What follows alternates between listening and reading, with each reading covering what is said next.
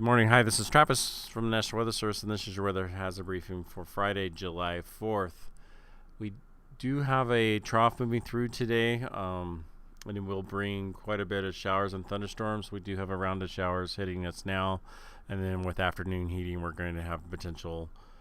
We do have potential for thunderstorms, and some of those could potentially be severe with strong wind and moderate, perhaps large hail. Show you all that here in a second. We do have cooler temperatures today that will also carry over for tomorrow, but that will quickly end as we continue to have a warm and drying trend as we go into late Saturday into early next week. We do again have scattered showers and thunderstorms on tap for this afternoon. Potential for some of those being severe. We are in our marginal risk for severe thunderstorms. We are also in a marginal risk for flash flooding, particularly over our northwest areas near Stanley. The Wapiti burn scar does have a flash flood watch until 6 a.m. to 2 p.m.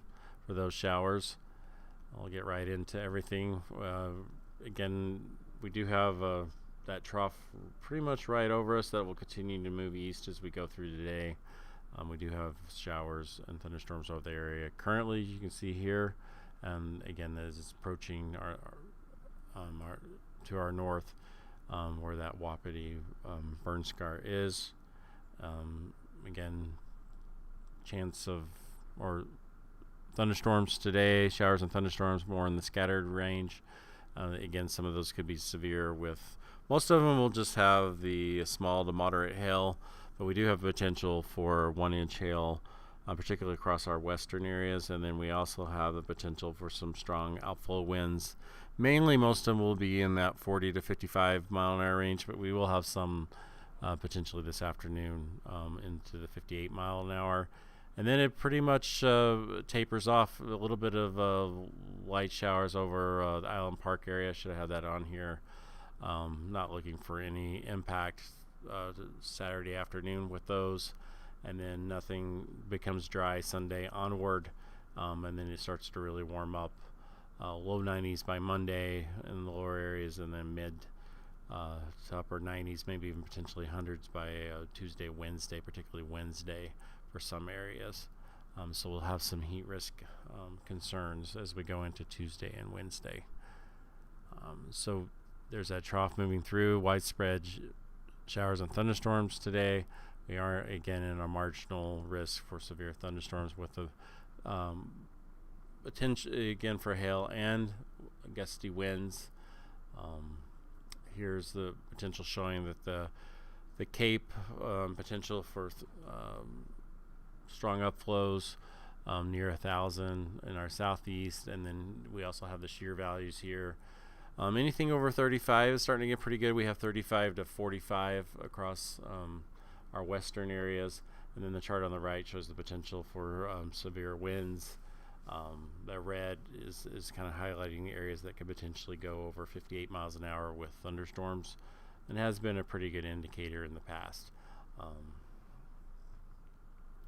So here's our current watches and warnings. We're again in a flash flood watch, mainly for the Wapiti burn scar near Stanley. That burn scar also extends into Boise's area. That they have the better potential, but again, we could see, up to a half an inch in that range, and that would be certainly putting us in the area, particularly how fast it comes down, of potential for flash flooding, not only with this band moving through currently, but also this afternoon with potential for thunderstorms. So here's just gonna walk through real quick the timing of showers and thunderstorms today. This is the HREF. Here's around now. We have that the radar shows that pretty well, and then that moves through by noon, and that's when more or less by 2 is when that flash flood ends watch. And then you can see the afternoon thunderstorms about to pick up, and then there's another round that hits that Wapiti burn scar in the afternoon, and then you can start to see across our southern areas on the Utah border, more convection, and then that continues across up to the Wyoming border until early evening. So I'll go back.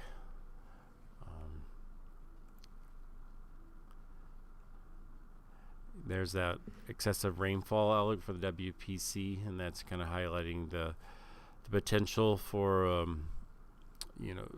flash flooding across our northwest areas, and then you see a little bit along the Wyoming border, not only this morning but also this afternoon with thunderstorms. Here's the probability of thunderstorms today, quite high across the area, and this is the chance of precip across the area. And then here's just thunderstorms this afternoon, which is still on the high end, which kind of lines up pretty well with what you saw with the HREF, with that band going through later this afternoon. All these areas here that have the higher percent. And here's our overall precip amounts, up to about a half an inch, potentially even up 3/4 of an inch, and that's pretty much where the Wapiti burn scar area is just like I said, west and north of Stanley. And then here's our gusts for this afternoon. This is just winds in general. Again, with outflow winds, you could see those up to 40 to 55 miles an hour with any thunderstorm pretty easily. And then we also have the potential going over that. And I showed you those areas near Bear Lake and then south of Burley have the best potential for going over 58 miles an hour.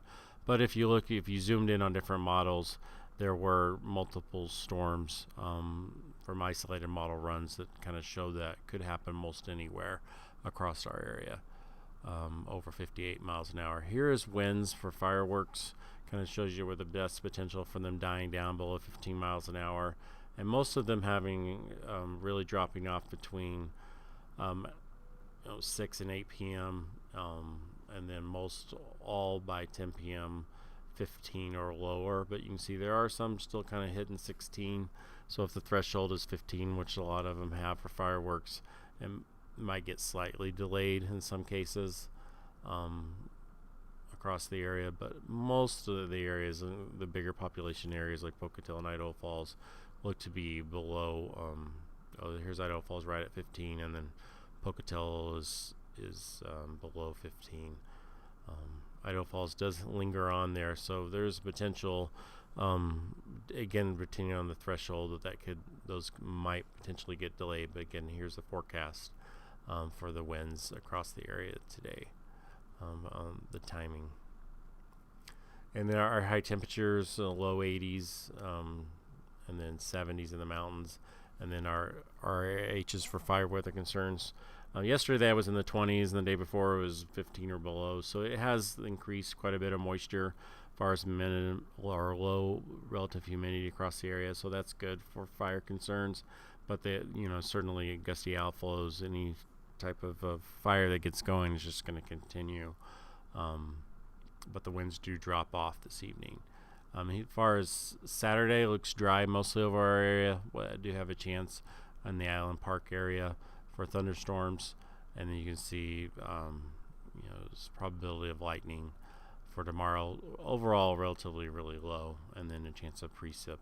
Not looking at a lot of chances there, mainly in the Island Park area. And then here's our winds for Saturday. They are gusty in the afternoon, in particular, near 30. That quickly drops off.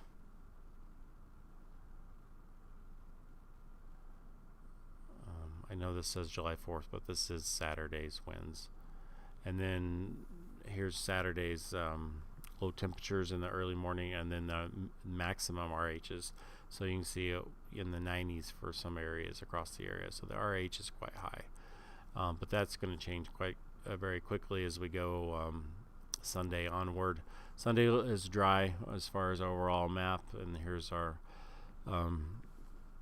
chance of thunderstorms and severe, and you can see we don't have really any precip chances in our area on Sunday. That was north of our area.